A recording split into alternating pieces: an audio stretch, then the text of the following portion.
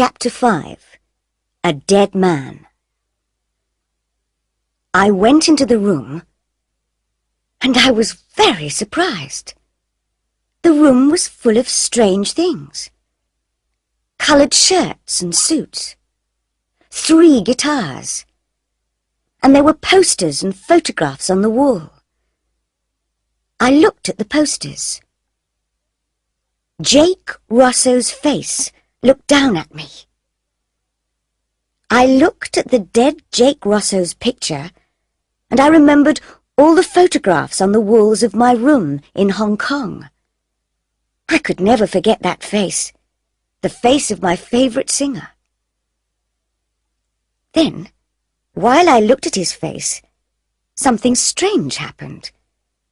I began to see another face in the posters. An older face, and with a moustache, but the same face. I saw the face of Mr. Ross. "No," I said, "it's not true." But it was. I knew it was.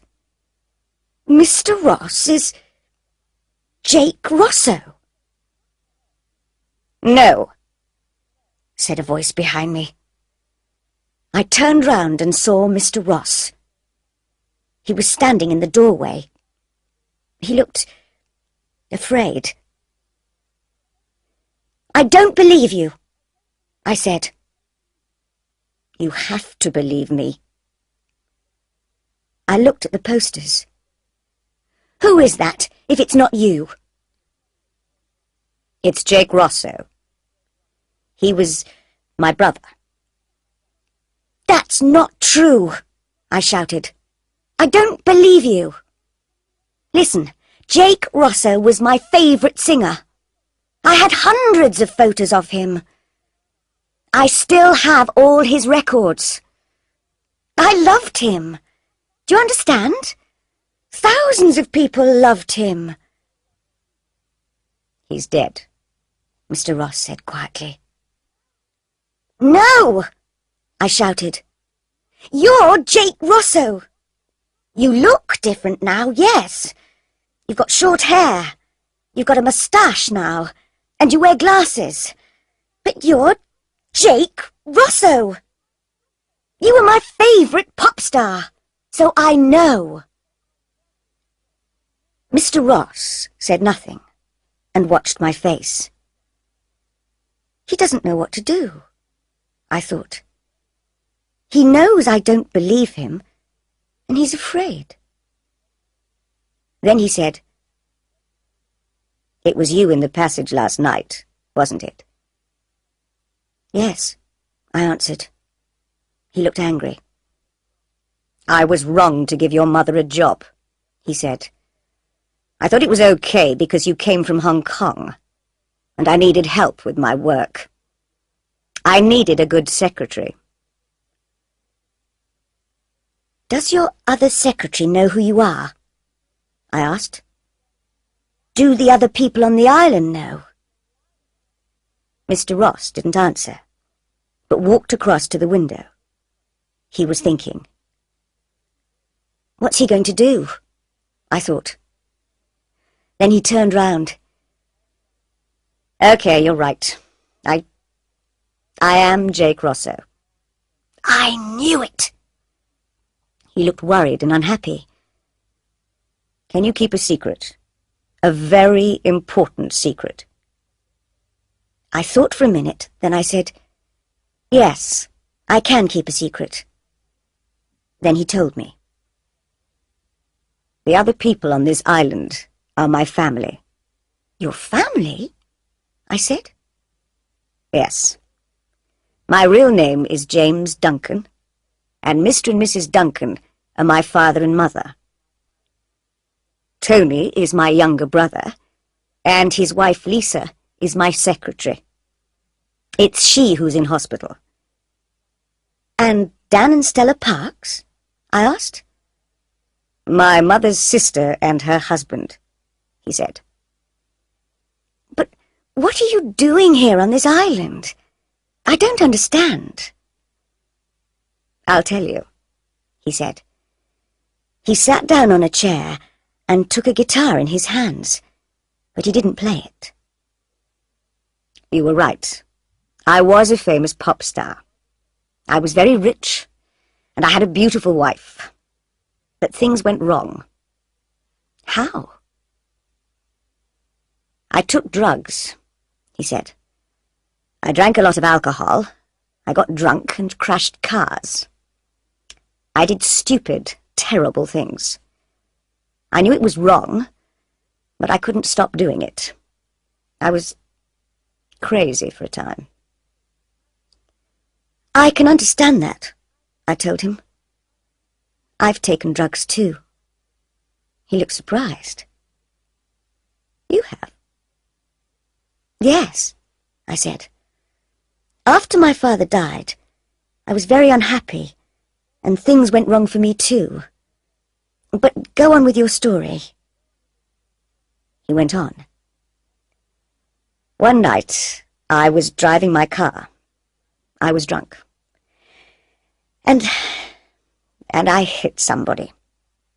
A young girl. She died. I killed her. Oh, no. Yes, he said. She was 15 years old. I wanted to die too. The money didn't matter anymore. Nothing mattered anymore. What did you do after the accident? I asked. I drove on in the car. I didn't stop, and I didn't tell the police. I had killed someone, and I was afraid. He looked afraid now. He put the guitar down and went on with his story. So I made a plan.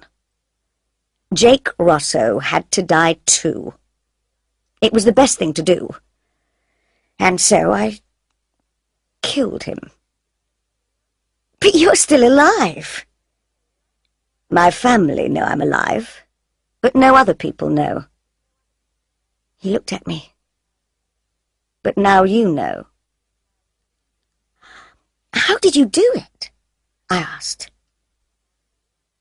I told my family about my plan, and I told Greta, my wife. At first they didn't like it, but after a long time they said okay. Then I faked the car crash. Faked it? Yes, he said. I put some of my things in the car, a guitar and some clothes. Then I pushed my car over a cliff and burned it. The police found the burned car and thought I was dead. Everybody thought I was killed in the car crash. But you faked the crash, I said. Yes. What did you do then? My family hid me away for months. I tried to change into a different person. Shorter hair, a moustache, quiet suits. All my money went to Greta, and she changed her name to Ross. I told her to buy this island. Now I invest her money, the money that was mine. And now I'm James Ross. What about Jake Rosso? I asked.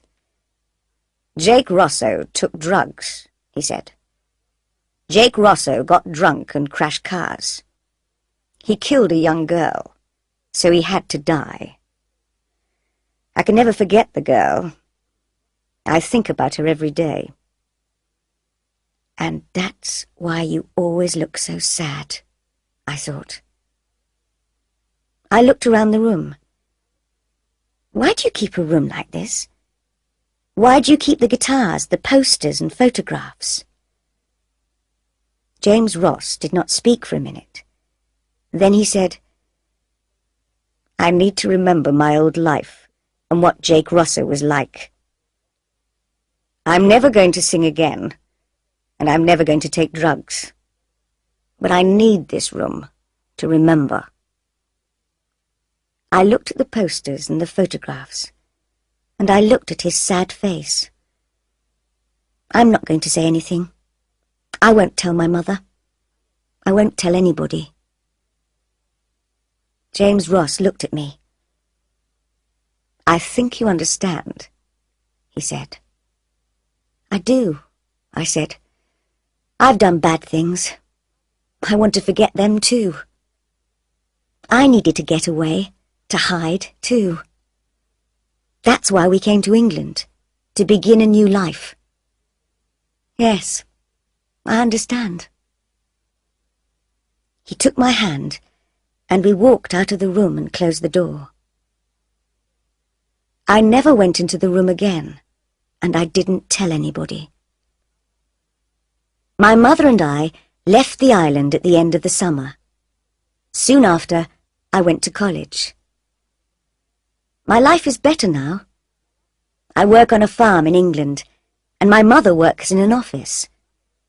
My mother doesn't worry about me, because I'm happier now. I haven't been back to the island, but I know there's a dead man living there.